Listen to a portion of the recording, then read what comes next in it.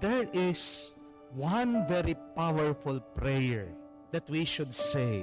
At ano po yung pinakamalakas na panalangin? Ang tawag po nila dito ay the Jesus Prayer.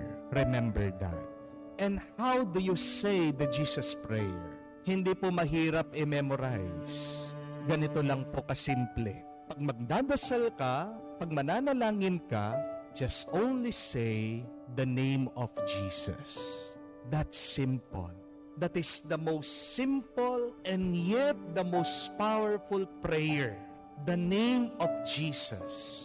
Kabukas ng iyong mata sa umaga, umpisahan mo sa ngalan ng Panginoon. Sabihin mo, Jesus, Jesus. Bago ka matulog, kahit na wala kang maraming sabihin sa Diyos, end your day with the name of Jesus.